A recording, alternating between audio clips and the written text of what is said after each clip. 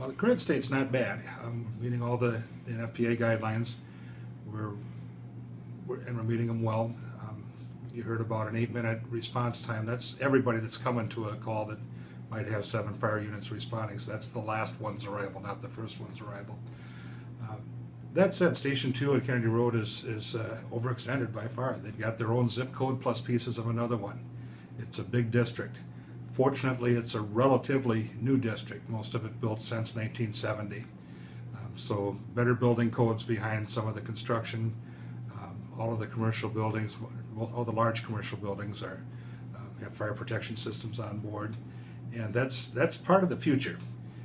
The reality is that we can't have a fire station every 20 blocks like in a downtown Dubuque in the core of the city anymore, and that was brought home by the study done in the mid-2000s or so by an outside group that brought us some expertise and showed us some things. They are advocating in that study for a new West Side fire station. Property is kind of on hold in the Chavanel and Northwest Arterial neighborhood. That may or may not be the right place to put it. Time's going on since then. Mr. Pregler referenced a 1960s study that suggested, among other things, relocating Station 6 closer to 5 Points, closer to 20th and Elm Street, which would have been really good for the 70s and 80s, would have been pretty bad for now. Because with the highway system that now exists, Fire Station 6 is much more useful to the city.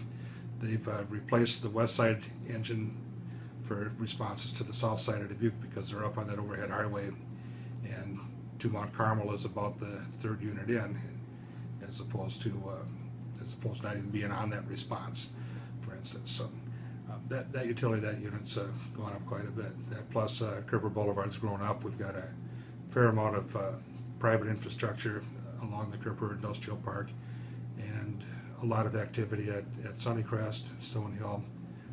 Although they'd be secondary to Stone Hill, but Sunnycrest in particular, big customer of Engine 6, and a helpful partnership there. When we get a medical emergency up there, that as soon as 506 arrives on scene, the staff is ready to could leave the patient in their care and start to prepare paperwork and everything for the transport into the system. So they're pretty happy with that. We're pretty happy with that. So I think that's in the right place. Now southbound, all depends where the edge of the city is, and the trigger for most of these conversations is residential rooftops. A good example is AY McDonald's is in 502's district. Well, AY's is a hardened structure. A storm's not going to blow it down very easily. It's sprinklered. The fire's not going to get much of a head start on us, and all the humans that are in the building are awake. They're not sleeping. So the trigger is residential rooftops. When you start to get people into ordinary construction, fortunately for fire protection, not so fortunately for city growth, on the extreme western fringe of the city. 502's response time to the areas that are under construction now that we just approved is perfectly acceptable. In fact, a dramatic improvement from the current response to that area because of the staffed fire station versus the volunteer fire station. And nothing I will ever say is a slam towards the volunteer fire service around here. They're the heart and soul of the fire service in Iowa and most of the Midwest. And in this case, the Asbury Fire Department, outstanding. Their only weakness is that their people have to go to real work, and when a call comes in during the day, they're struggling for staffing, and the staff isn't at the station. So that's what City Dubuque Fire Department has to offer. That's going to be at least quicker. And we partner with Asbury on fringe areas, their fringe and our fringe all the time, and making sure that the patients and the clients are getting what they need. Yeah, so I mean, obviously we support that idea, in the general idea. We probably would look closer at the actual locations based on data. Right now what we're seeing is in most of our responses we're within a range that we're fairly comfortable with, but we do have outlying responses to those fringe areas that are longer than we would like to see. The fortunate part is that the calls there are very few and far between, so we don't see a lot of call volume there, but at some point as the call volume increases, we would look to try to expand into those areas and get our response times lowered.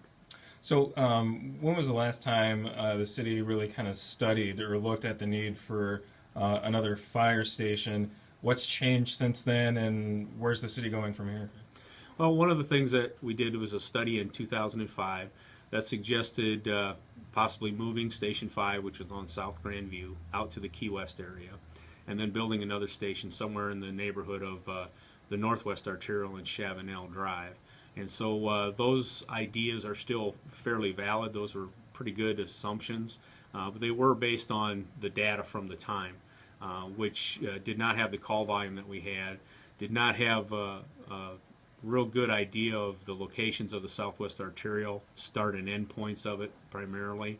And so now with that kind of data, we have a little bit better understanding of exactly where we're at with that. So for instance, our call volume has increased more than was anticipated. We are not seeing an increase necessarily on the west end of town as much, but now knowing where the arterial will run and what those distances might look like for our travel, we would probably adjust those locations a little bit based on that.